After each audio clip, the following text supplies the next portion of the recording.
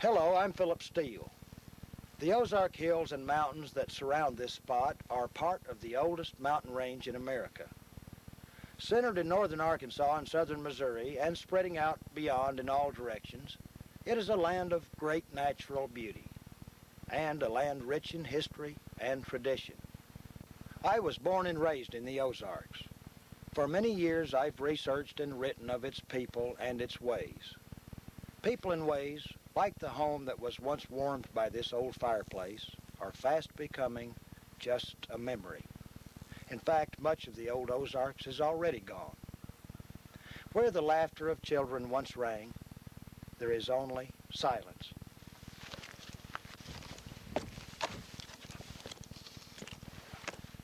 One can only imagine the stories that were told around this hearth, and the thousands of others that once dotted these beautiful hills and valleys. Storytelling was once an important part of everyday life in the Ozarks. Not only was it family entertainment, it was a way of passing family history and folklore from one generation to the next.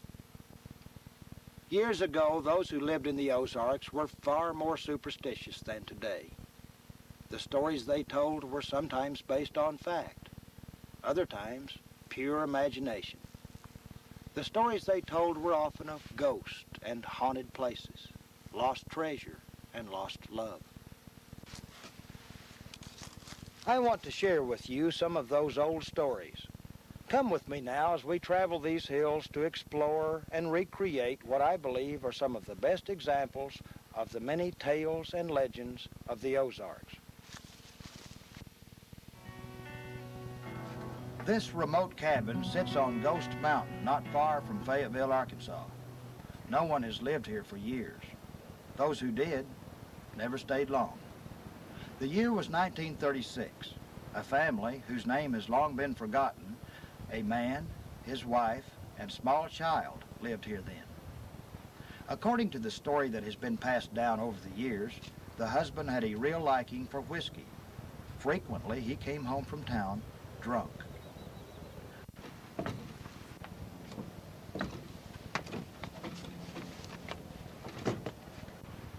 One such night, he came home and found his wife caring for a very sick child.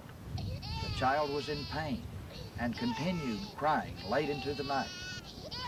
As the drunk father, angry with the sick and crying child, kept on drinking. With each succeeding drink, he became more angry and abusive. Then, flying into a violent rage, he knocked his wife to the floor, grabbed the sick child from its crib, and ran into the night.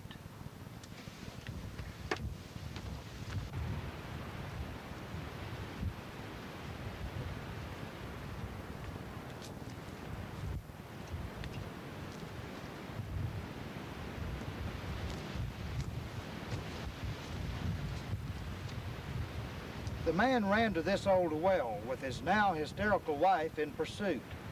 He then threw the helpless child to its death below. The wife, who was unable to reach her husband in time to stop his horrible action, made a last-second, desperate attempt to save the baby. She grabbed the well rope that once hung here and began lowering herself into the cold, wet well. She probably wasn't more than a few feet down when her husband grabbed a nearby axe and, with a single blow, cut the precious lifeline, sending the mother to join her child in the same watery grave.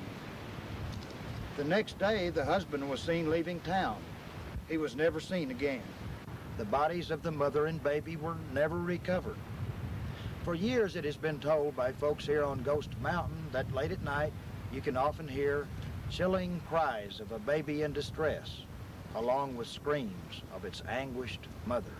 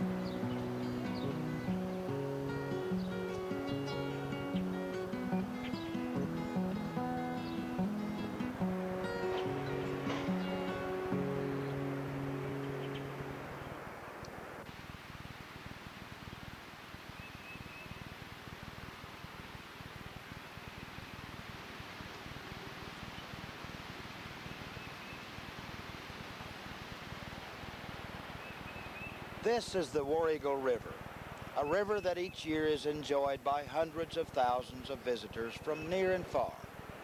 It is along the banks of this river that a love story came to a tragic end, and a legend was begun, a legend that would give this picturesque river its name.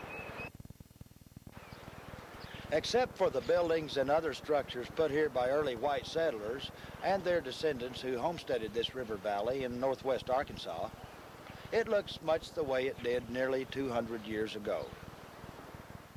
According to the legend, an Indian maiden named Sequati and a warrior called War Eagle were very much in love and were soon to be married in the land of the Cherokees, in the Indian territory of what is now eastern Oklahoma. But fate would soon destroy their happiness. Before the marriage was to take place, Sequati was kidnapped by two white trappers and taken deep into the wilderness of the northwest Arkansas Ozarks. The men who stole Sequati had a good head start on the pursuing War Eagle and a group of his friends. A bloody fight with fearful and hostile whites not only dwindled the party's number, but caused them to lose what little was left of the kidnappers' trail.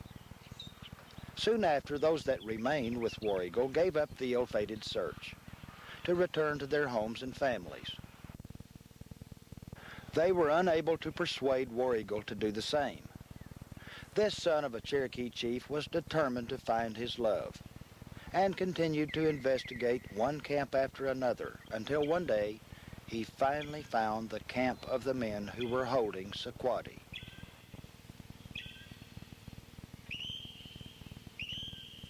Desperate to rescue her, War Eagle made a hasty and reckless move, a move that would cost him his life. War Eagle crept in for the kill. He was unaware of the nearby sleeping companion.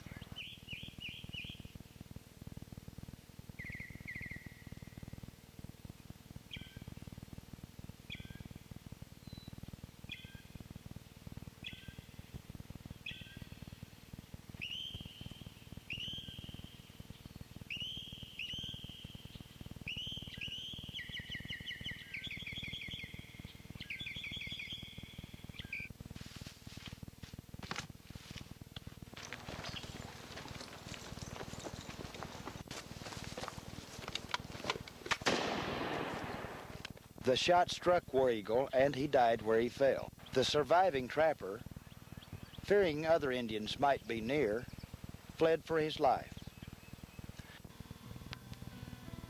Legend says Sequati remained by the side of her lover, mourning his death with such grief that she too soon died, alongside the river that now bears the name War Eagle.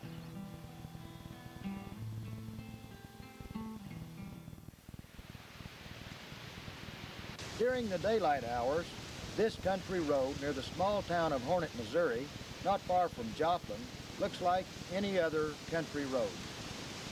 But when night falls, something mysterious often appears, something folks around here call the spook light. The first recorded sighting of the spook light was over 100 years ago. Since then, it has been seen by thousands and investigated by many, including the Army Corps of Engineers. But no one has been able to determine the cause of the light or its source. There are a variety of theories. Some have said it's gas or electrical energy or light reflected from miles away. The strange light can be seen almost any night. The glowing ball will stand still, move about, change in brightness, disappear, and reappear. Back in the horse and buggy days, the light spooked animals as well as people. Frightened horses would bolt and run away, wrecking wagons and carriages and injuring passengers. Some early homesteaders were so terrified of the light, they moved away. Although no one knows what the spook light is, it is a real tourist attraction. Will the spook light mystery ever be solved? Who knows? If you're ever in the area of Hornet, Missouri, drop by some night and see for yourself.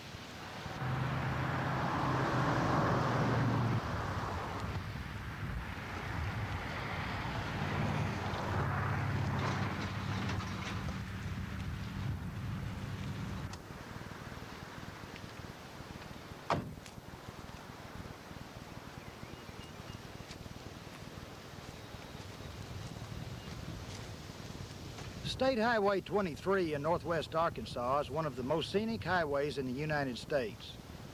In a valley along Highway 23 is the hamlet of Aurora. Once a prospering lumber town, little is left today, other than a general store and service station. It is in this valley that some persons claim to have seen what has come to be known as the Lady of the Valley.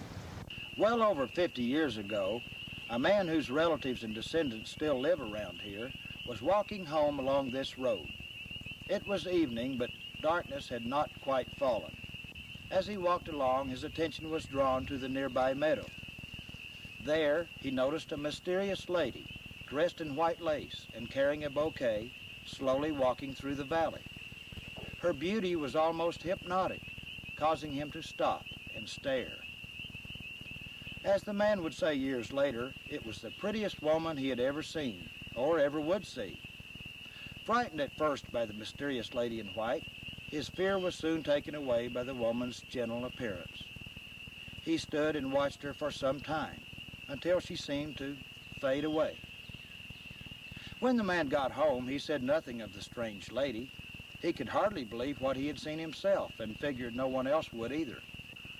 Later that same night, his brother, who had also returned home on this road, asked him if he had seen anything unusual in the valley.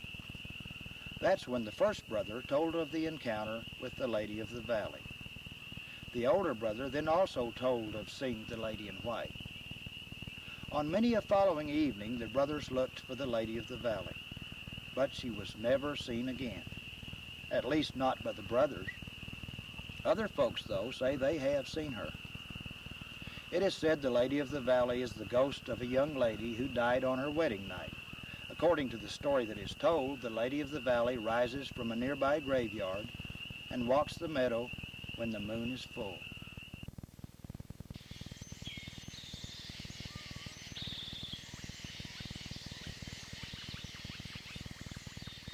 It is known by various names: Bigfoot, Sasquatch, Yeti.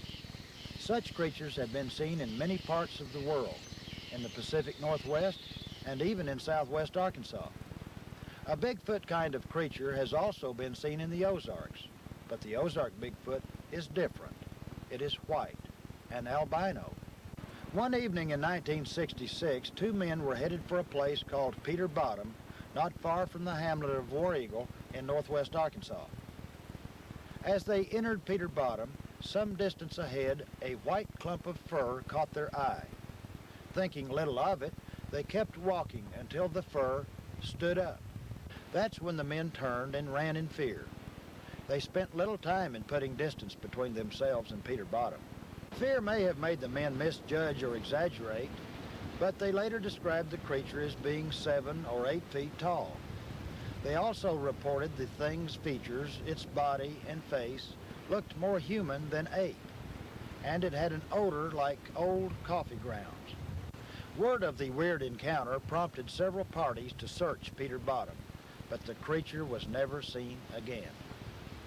Over the years, it has been told, cattle in the area have been found dead and torn, and chicken houses have been looted and destroyed by something of unusual strength. Several years ago, according to the story, a farmer was found dead not far from his barn. His body, too, had been torn in a way no farm animal could do. Did these men really see the creature they described? Interestingly, Peter Bottom is no longer farmed, and few people bother to visit this lonely and remote area.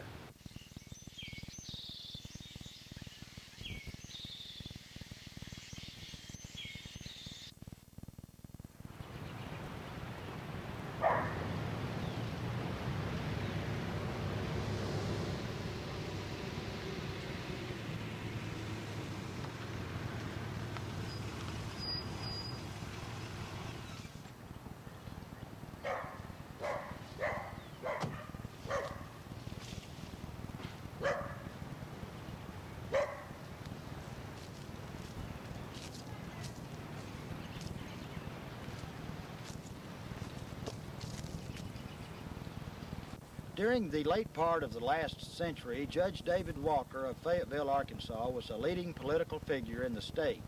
and spent his last years in this home. In 1872, Judge Walker chose this land on Fayetteville's East Mountain as a place on which to build a home for his daughter, who was to be married. But there were problems with the new home. Household servants didn't like being in the house overnight, and so wouldn't work for the Walkers long. As the story goes, a young Fort Smith couple moved into a log cabin that once stood on this site. On the couple's wedding night, still in her wedding dress, the new bride stirred the fire. In so doing, a spark set her dress ablaze. In panic, she ran from the cabin into a nearby hollow. Her burning dress set the brush on fire, and she was soon engulfed and surrounded by flames. She died a horrible death. Shortly after the young couple's tragedy, stories began circulating. Stories of girls' screams coming from the hollow. Such a story has been told over the years by folks who live in this section of Fayetteville. In the judge's last years, he lived with his daughter in this home.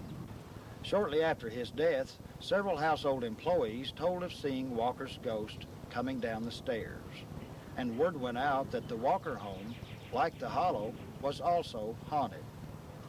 Ghost Hollow remains as it was when the young bride died here over a century ago, and remains the only undeveloped portion of land in this part of Fayetteville. You hear more lost treasure stories than any other kind of Ozark-related story. Spanish and French explorers roamed the Ozarks. So did outlaws such as Jesse James and others, who made good use of the sparse population, the rugged countryside, and hundreds of caves. The Civil War, too, inspired many stories of buried treasure. Lots of folks in the old days didn't trust banks and buried their money in places known only to them. Many of those folks, like the outlaws, died or were killed before they could recover what they had saved or stolen. Likely there's a lot of treasure beneath Ozark soil. Few of the many caves found in the Ozarks are without a lost treasure or buried outlaw loot story.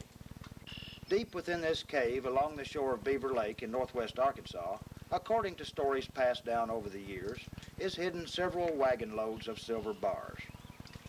The silver was supposedly placed here by Indians who stole it from a party of Spanish explorers. Ralph May's family has owned this property for over a century. When I was a kid, I used to sit around the blacksmith shop at Goshen, listen to the old-timers tell tales about fishing and about Indian legends and buried treasure. Buried treasure seemed to be one of the favorite subjects among a lot of the old-timers. There's a cave called the Mill Ford Cave located on my father's place on White River. My father's people homesteaded this land back right after the Civil War, and very few people really knew about this cave except my family and a few of the neighbors. But these old-timers at Goshen used to tell about the legend of the Mill Ford treasure. Apparently a pack train of Spaniards laden with treasure was ambushed by Indians. Indians wiped out the Spanish.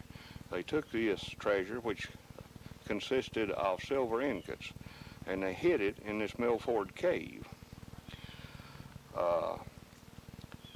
This bend of the river had quite a large Indian settlement in it at one time, and when the Indians were forced to leave this area, one of the Indians who had been befriended by a white man told the white man the story of the Indian treasure. Only a portion of the cave, located near what used to be called Milford Hollow, now covered by the waters of Beaver Lake, has ever been thoroughly explored, beyond two large chambers.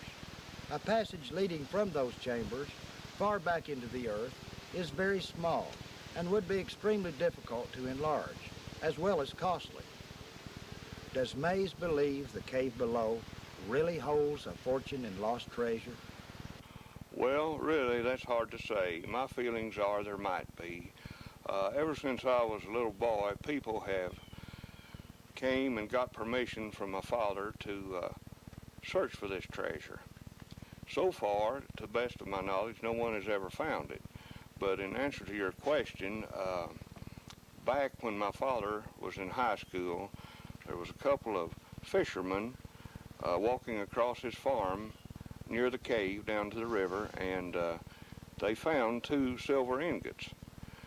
They didn't know what these items were, and they took them to Fayetteville and had them assayed, and they were silver.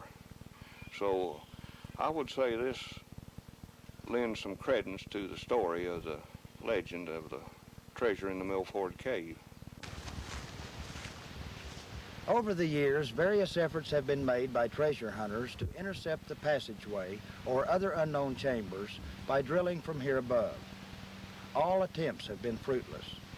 One possible key to finding the treasure, if indeed one exists, is a second entrance that could be somewhere in this vast area, backside of the ridge above the cave. An entrance, according to legend, the Indians sealed and camouflaged. If the second entrance is ever found, so too may be a fortune in silver ingots.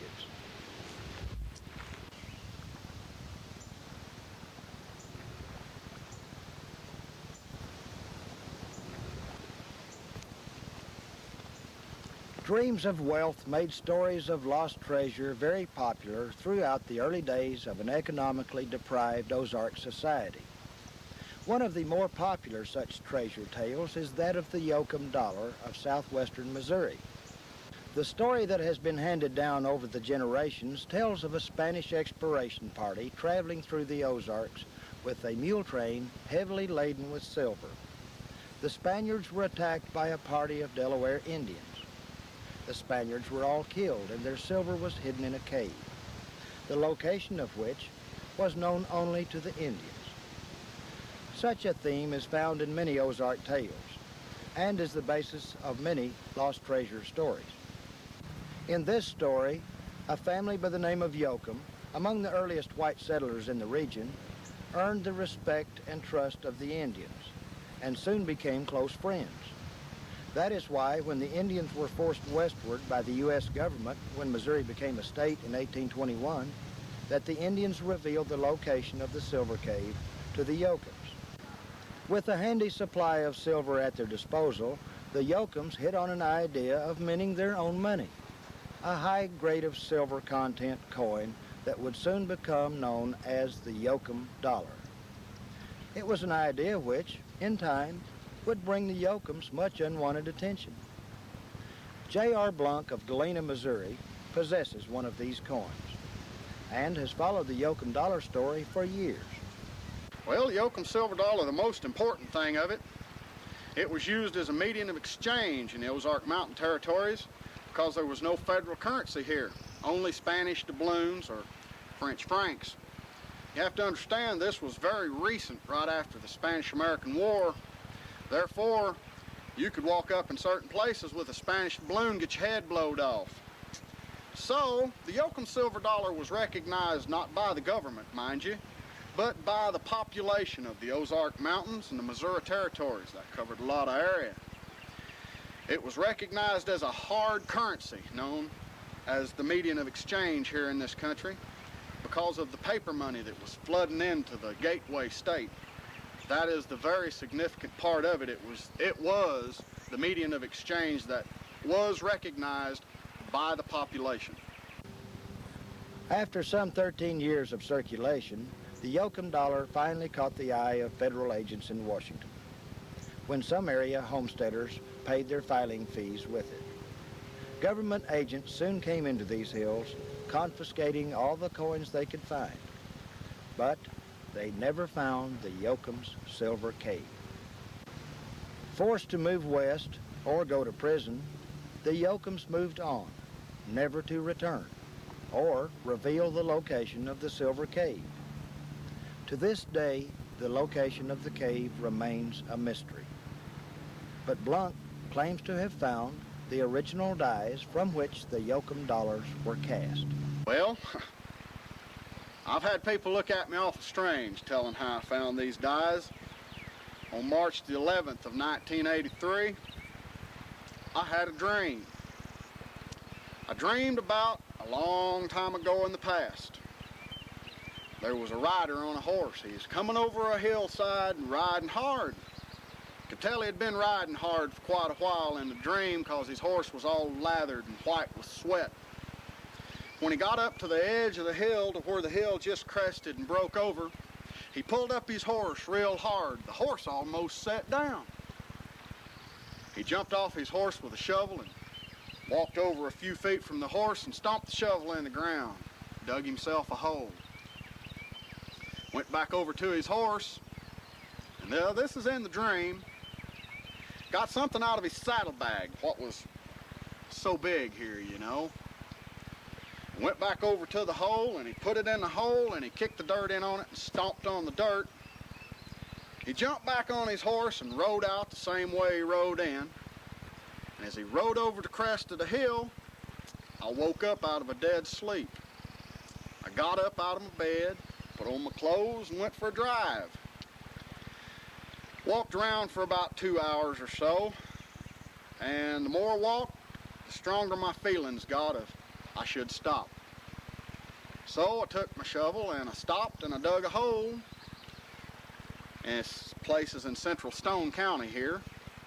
And at the bottom of this hole, about a foot and a half deep in the ground, was a blob of mess.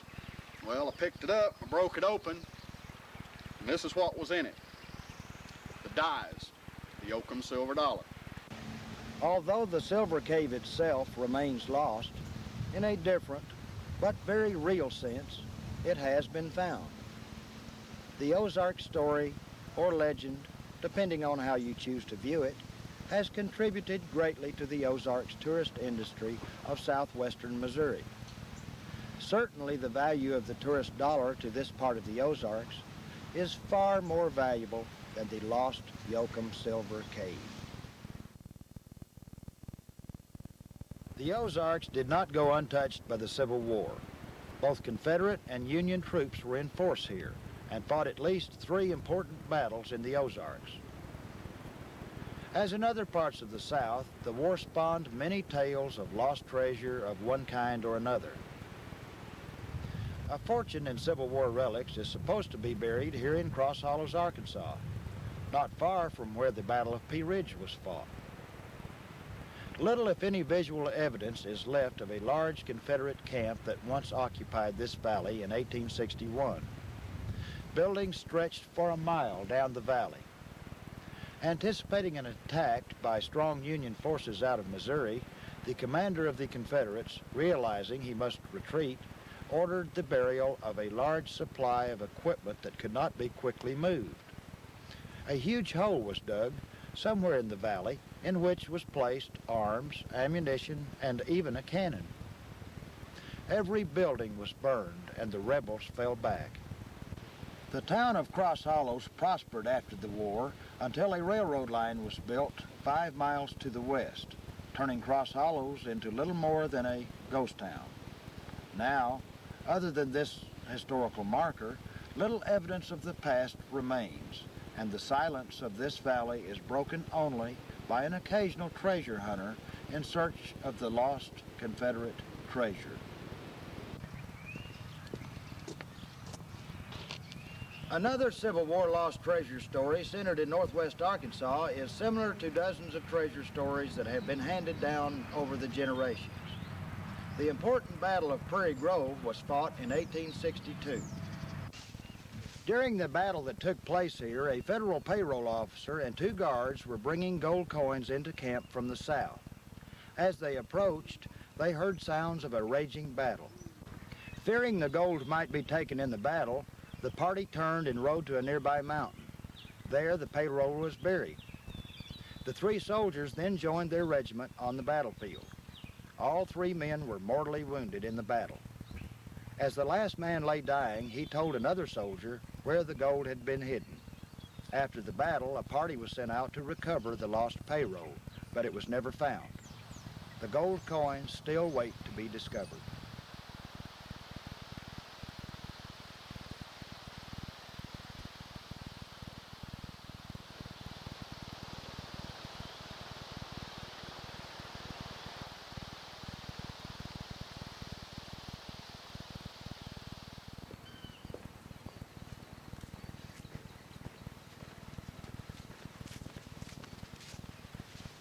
I'm standing in the stockade at Fort Gibson in the Ozarks of eastern Oklahoma. Built along the banks of the Grand River in 1826, this frontier military outpost was once in the middle of Indian Territory. A unique story of love and tragedy surrounds this old fort. Vivia Thomas was a soldier assigned to duty here after the Civil War. Thomas was unlike any other soldier in the U.S. military of that day. Thomas was a woman, and no one knew it. It was her secret and hers alone. The story, or legend of Vivia, began in Boston. The high-spirited daughter of a wealthy Boston family, she attended the finest of Eastern schools and was a member of Boston's high society. Soon after the war, she met and fell in love with a handsome young officer. After several months of courtship, engagement plans were announced. But shortly before they were to be married, the lieutenant left Vivia a note saying he was headed west in search of adventure, which he preferred to marriage and the security of Boston society. Then he disappeared.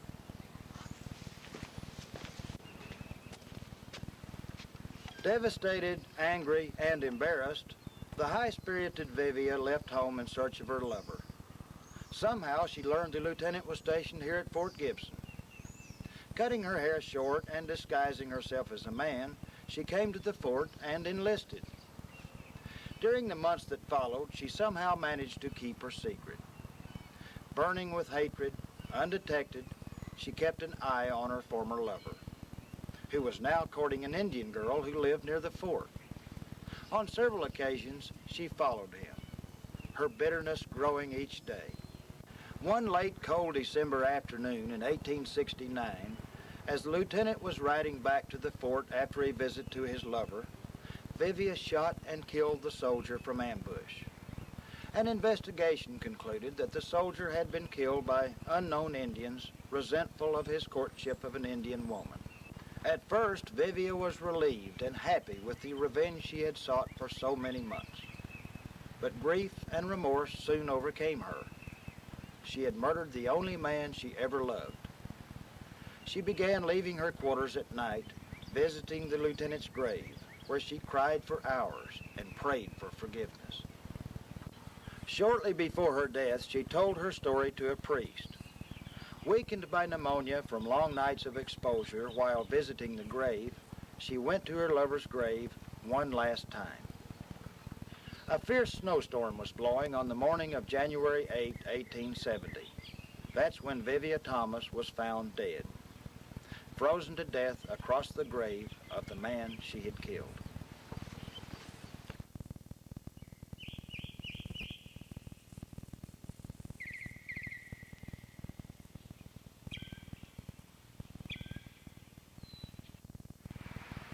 After her death, word of Vivia's secret spread throughout the fort.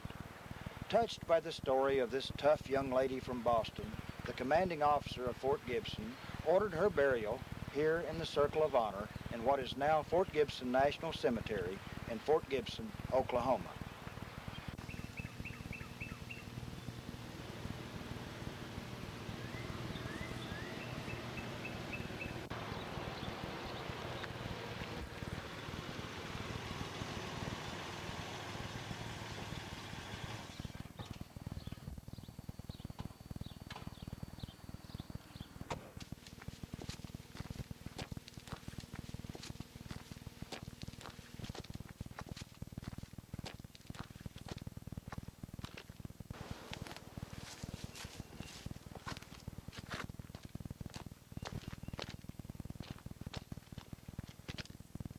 Most natural wonders found in the Ozarks are well publicized and frequently visited, while others are little known and seldom seen. One such little-known phenomena lies in this field along the banks of Hickory Creek near Beaver Lake in northwest Arkansas. It's called the Devil's Tea Kettle. At first glance, the Devil's Tea Kettle appears to be nothing more than a large hole in the ground. But in this hole, and scattered along this wash, is an abundance of polished stones of various sizes, shapes, and colors. Many of the stones have a strangeness or a eeriness about them. Early settlers called them jewels of the devil. They believed the stones were placed here by the devil and as a result were hexed. Those who first lived in the area were convinced that anyone who touched the stones would be locked in the devil's grasp forever. So strong was that belief, it is said they wouldn't even walk in the field for fear of stepping on one of the stones. The name Devil's Tea Kettle is because of this small hole, an opening that connects to a deep underground water source. With a few days of heavy rain, this underground water source fills the large hole with churning water. Water that, in a way, appears to be boiling. The water, coming from far below under strong pressure, forces the stones to the surface, and the churning sand and water polishes the stones to a high gloss. Although there is a scientific explanation for the jewels of the devil, it's interesting to note that the meadow has never been cultivated and no building or improvement exists on the property. Apparently, the hex of the devil's jewels lives on.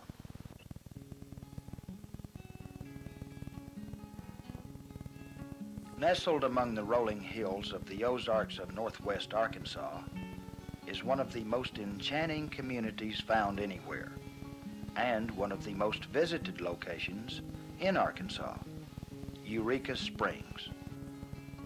Founded well over 100 years ago, folks used to flock here to bathe in the crystal clear waters that flowed from underground springs. Springs that many believed contained healing power. Today, hundreds of thousands of visitors are drawn to Eureka Springs because of its beauty, hospitality, unique shops, and other points of interest. Visitors walk and drive the narrow streets of this community, marveling at the many old restored structures. From brick buildings that were here when Eureka Springs was part of the American frontier, to its many enchanting Victorian homes and their timeless grace and beauty. Overlooking Eureka Springs from atop the highest point in the city is one of the oldest structures in the city, the Crescent Hotel. It first opened its doors in 1886. Since that time, it has rested and entertained them all, from tourists passing through to the wealthy and famous who have sought out its elegance and grand manner. Many guests of the Crescent have come, stayed, and left without knowing what many local residents, hotel employees, and some guests know. The hotel is said to be haunted, not by one ghost, but by many.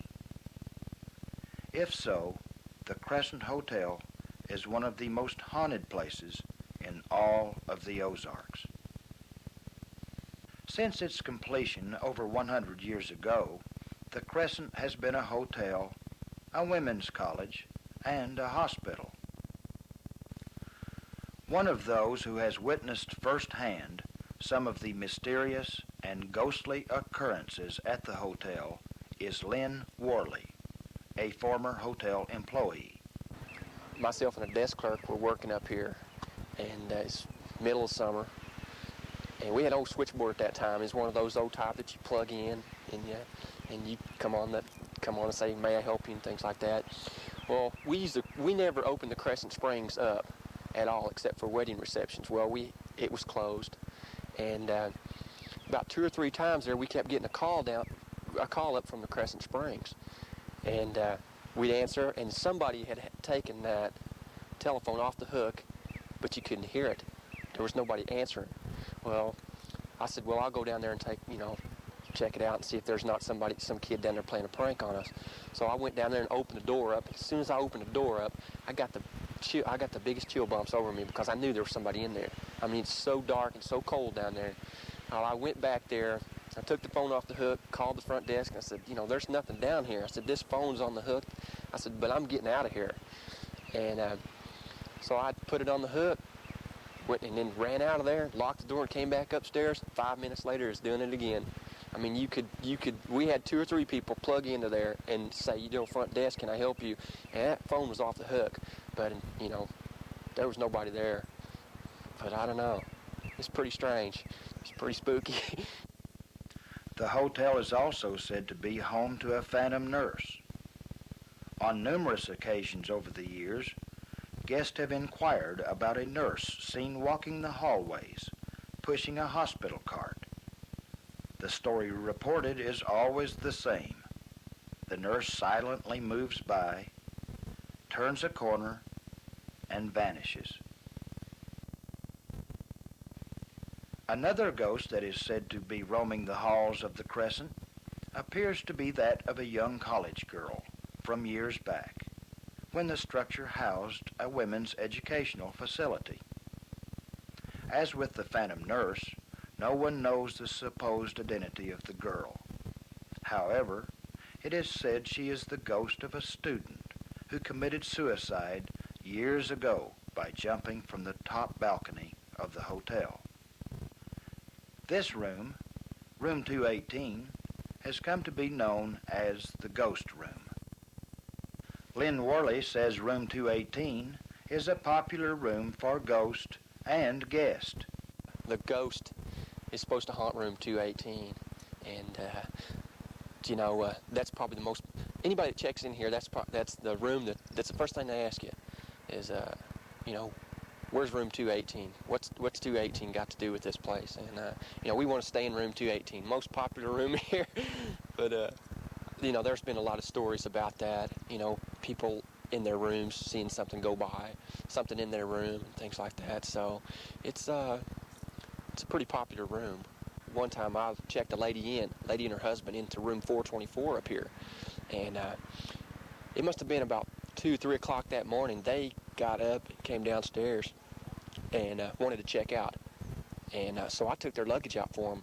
And I asked him, I said, well, you know, what's the problem? Is something wrong with the room? She goes, no. She said that there was something that walked through her door right in front of them to their bathroom, and it disappeared. And she told me that she would sign anything saying that was the truth, that it happened. And so I really didn't think anything about it, but they went up and checked in at another motel, and about 15 minutes after that, the guy at the desk clerk at the other motel called me and asked me if it was true. And I said, it must be, because I said the lady was going to sign a, you know, a piece of paper or anything saying that what she saw was true. So, I mean, it's just been things like that go on up here. The vast dining area of the Crescent Hotel is also said to be haunted. One former worker tells of entering the dining area one day when the hotel was closed. There she saw a waiter serving a group of people at the far end of the room. Knowing the hotel was closed, she went to the manager. Upon their return, they found the room was empty. 4 years ago, we had a lady come up here. She was a psychic, and you know, she walked all over the entire hotel, you know, from top to bottom, and she went to the dining room and sat in there, and she said that all of the that's where every one of the ghostly figures congregate, is right there in the dining room. And it's true, because you can walk through there every night, and when everything's closed, and you think there's somebody in there. I mean, you actually think there's somebody in there. I know I was doing the audit up here one night, and just got the audit done and came around the front desk, and I heard some music. And I walked back there in the dining room. Somebody turned the stereo on. Well, you know, when I come on at 11 o'clock, it was not on, because I walked back there and get something to drink. And so I walked through there, and I got chill bumps on my back again. Walked through there, went over to the stereo, turned it off, and walked in the back. And I remember saying to myself, I said, you know, if I walk back out here and that thing's on, I said, I'm locking the doors. You know, you can have the hotel, because I don't need that. One of the Crescent's former managers is reported to have seen things he could not explain. He once witnessed a man stylishly attired in turn-of-the-century dress in the lobby area. The man stood for a moment, then turned and walked toward the second-floor stairway. Puzzled by the appearance, because it was off-season and the hotel was closed, the manager went to investigate. Upon reaching the top of the stairs, he saw no one. This fashion plate from another time had disappeared into thin air. This same former manager awakened from a sound sleep to find the figure of a man at the foot of his bed. A moment later, the figure turned and disappeared from the room without a sound. A part of the basement area was once a morgue. It is in this area, now the laundry area, that a ghost named Michael has been seen and felt. He is said to be the oldest ghost in the hotel, the ghost of a Swedish carpenter who fell to his death during the hotel's construction. His sometimes pesky and playful presence has been accepted. Most frequently seen in the laundry area, Michael has also been seen strolling the hotel grounds. Well, another strange thing that happened. Now, this was a friend of mine that's a roommate of mine right now, and of course, you know, this happened I remember this happened in December. We were sitting up here. There's nobody in the whole hotel. We're just open, you know, to be open, and that's a quiet time of the year. Well, we're sitting here. We've got a fire going in a lobby fireplace, and we're watching videos on television there. And of course, we've got a hotel cat that's been here for about 15 years, and that cat's laying down there right beside of us. All of a sudden, it must have been 2, 3 o'clock in the morning. That cat gets up and he's chasing something around the lobby. He's looking up, running, and chasing something. Well, I looked at my friend and I said, you know, do you see anything? I said, I can't see anything. Well, we followed him around to the lobby, and he went straight for the dining room. And he wanted in that dining room really bad. So I let him in the dining room, and he was in there a good hour chasing something around. Well, I wasn't going to go in there because I couldn't see anything, and I wasn't going to go in there anyway.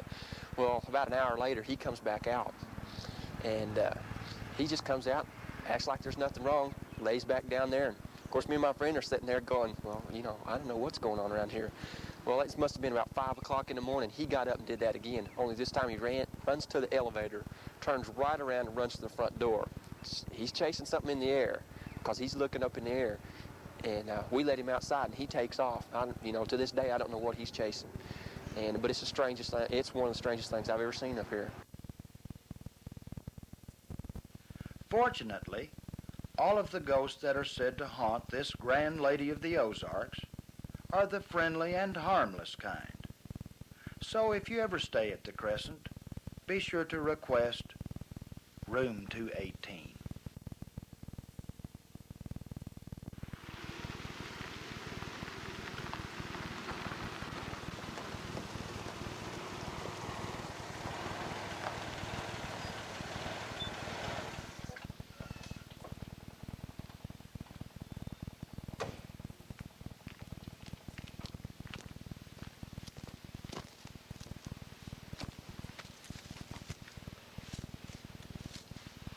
These have been only a few of the many tales and legends of the Ozarks.